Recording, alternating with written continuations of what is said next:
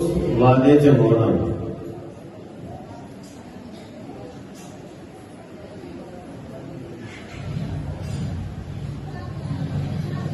क्रोध नहीं करना, संता परिणाम रखना, दोष वादेचे मौनम। उत्तम क्षमा का अधिकारी व्यक्ति ही ऐसा करता है और उसकी मान्यता होती है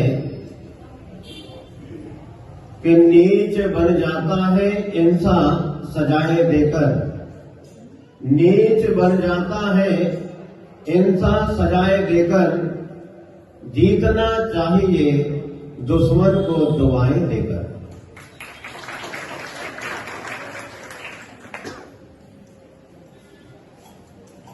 यह हमारी भारतीय संस्कृति है।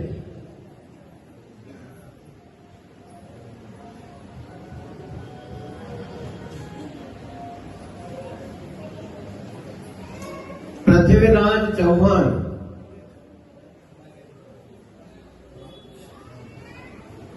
इन्होंने मोहम्मद गौरी को एक बार नहीं, दो बार नहीं, तीन बार नहीं, 16 बार क्षमा किया। जब भी मोहम्मद गौरी पकड़ा जाता तो पृथ्वीराज चौहान के सामने हाथ जोड़ता है कि मुझे क्षमा कर दो पृथ्वीराज। तो पृथ्वीराज मोहम्मद गौरी को क्षमा कर देते थे कि जाओ, तुम्हें क्षमा करते हैं, अपना राजपाट संभालो। लेकिन मोहम्मद गौरी ने एक बार पृथ्वीराज चौहान को बंदी बना लिया।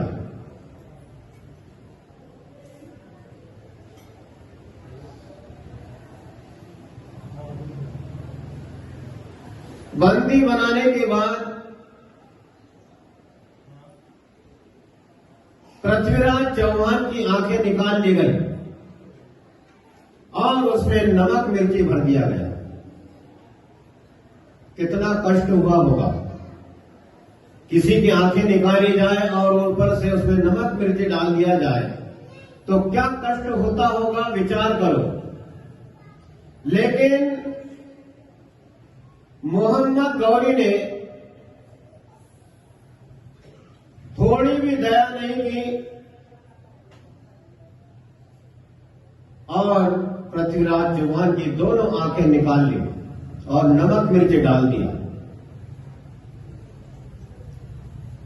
और मोहम्मद गौरी को पृथ्वीराज चौहान ने 16 बार क्षमा कर दिया था। हमारी भारतीय संस्कृति ऐसी है, कोई कितना ही बड़ा बैरी हो, कितना ही बड़ा दुश्मन हो, उसे क्षमा कर दिया जाता है। बात है भावना की, क्षमा की। क्षमाशील व्यक्ति का लक्षण और विचार ऐसे ही होता है। और आज हमारे बीच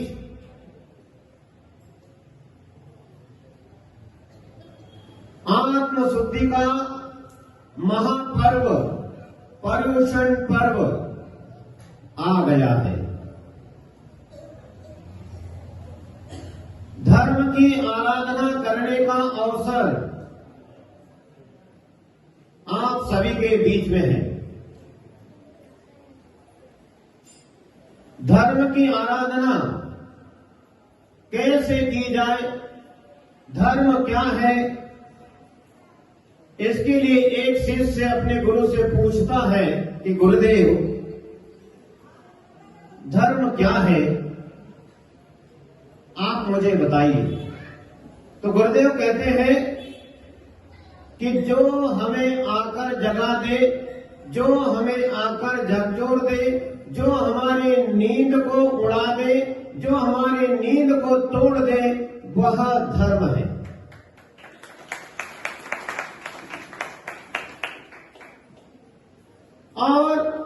अब ये 10 दिन हमारे बीच में है। लोग कहते हैं पर्व लग गए, भादो लग गए। कुछ लोगों को भूत लग जाते हैं। अब 10 दिन की बात है। अब देखिए आप, जो कभी ना दिखे,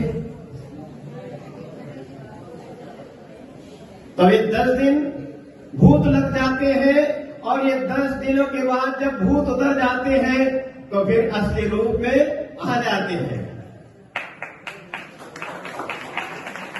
लेकिन जो प्रतिदिन भगवान का दर्शन, पूजन, अर्चन सालों सालों करते आ रहे हैं, उनकी बात और विशेष है। उन लोगों के लिए तो ये जैसे व्यापारी के लिए सीजन होता है, दीपावली का सीजन आ गया है, रक्षाबंधन का सीजन आ गया है, वैसे उस धर्मात्मा पुरुष के लिए पर्यूषण पर्व एक सीजन है। इसमें थोक में व्यापार करता है, चिल्लर फुटकर की अपेक्षा थोक का व्यापार करता है। लेकिन इन 10 दिनों में हम परंपरागत ढंग से व्यतीत करने के आदि हो जाते हैं। वर्षों वर्ष से पूजन करते आ रहे, क्या करने जो ही तो करने। अब इस विषय पर थोड़ा विचार करना है कि जब पर्यूषण पर्व आता है, कोई त्योहार आता है, कोई पर्व आता है, तो हम क्या करते हैं। दीपावली आती है तो घर की साफ सफाई करते हैं। घर में बेटे की बेटी की शादी हो तो घर की साफ सफाई और तैयारी करते हैं। किसी विद्यार्थी का, किसी स्टूडेंट का कोई पेपर हो, एग्जाम आ गया है, परीक्षा आ गई है, तो वह तैयारी करता है। जब जीवन को अच्छा बनाने की बात आती है तो ये जितनी भी बातें हैं, शादी, त्योहार, घर की साफ सफाई कर लेते हैं, परीक्षा आई तो अध्ययन करने लग जाते हैं। ये सब तैयारियां तो हमेशा हमेशा से करते आए हैं। लेकिन जब जीवन को अच्छा बनाने की कोई बात हो, कोई पर्व हो, कोई अवसर आए, तब हम क्या उसकी तैयारी करते हैं, प्रश्न है। हाँ, करते हैं महाराज, ऐसी तो नहीं है। उसकी भी हम तैयारी करते हैं। कैसी तैयारी करते हैं।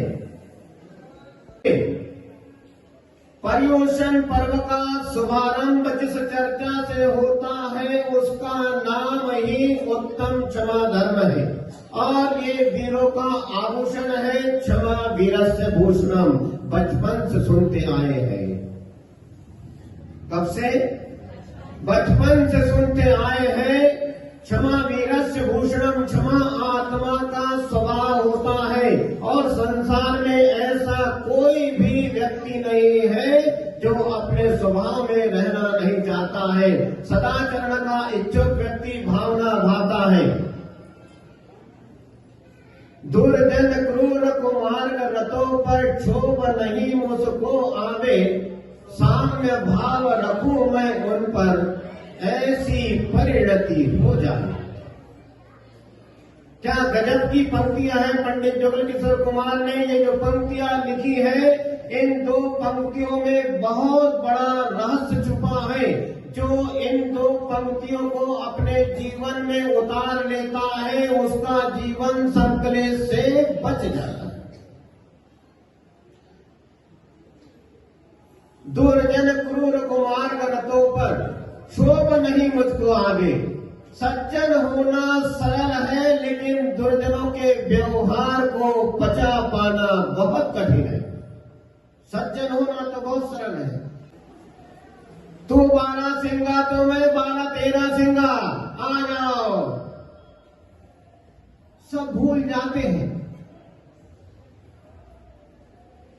तू दारा सिंह तो मैं किंग का, तुझसे भी कम नहीं हो। एक बार मुझसे हाथ मिलाकर देख ले, पता चल जाएगा।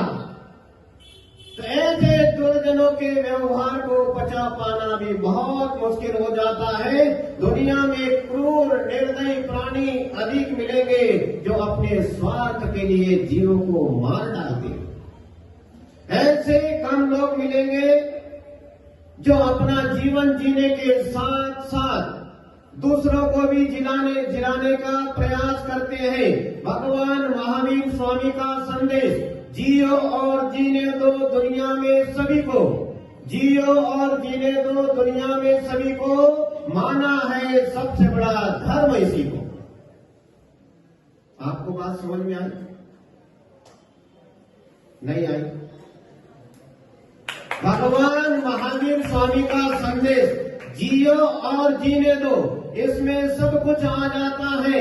उत्तम क्षमा धर्म इसमें समाहित हो जाता है। यदि किसी से कोई गलती हो जाए तो उसको क्षमा करना हमारा कर्तव्य होता है। लेकिन वर्तमान युग में और देखते हैं परिवेश में क्या होता है, आदमी क्षमा करना तो छोड़ो, उसका पावर और बढ़ जाता है।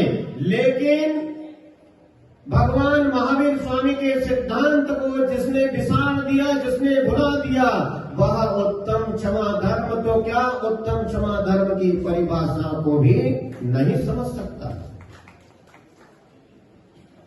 उत्तम क्षमा धर्म की परिभाषा तो उसी को समझ में आती है जो संकल्प कर लेता है कि मैं भी जीऊंगा और दूसरों को भी जीऊंगा, जीने दूंगा, मन वचन काया से किसी को भी संकलेश नहीं होने दूंगा, संकलेश नहीं पहुंचाऊंगा।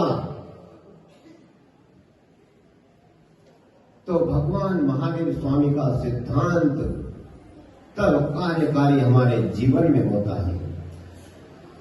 और क्षमा का अर्थ तो हम कहते हैं कि अपने आप में सहन करते चले जाओ, अपने आप में सहन करते चले जाओ, चाहे कितनी प्रतिकूलता आए। सौम्यता, शांतता, गंभीरता, धैर्य और सहिष्णुता जैसे अपने अंदर ये गुण प्रकट होते चले जाना, इसी का नाम उत्तम क्षमा धर्म है। एक भिखारी 3 दिन से भूखा था, 3 दिन से दरवाजे दरवाजे भटकता है, लेकिन पता नहीं कौन से पाप कर्म का उदय आया तो उसे भोजन नहीं मिल पा रहा था। 3 दिन से भूखा है, दरवाजे दरवाजे भटक रहा है। जिस भी दरवाजे पर जाता है उसको कह देते हैं आगे चलो, आगे देखो। बेचारा 3 दिन से भूखा, चौथे दिन अपने धंधे पर निकला, अपने व्यापार पर निकला।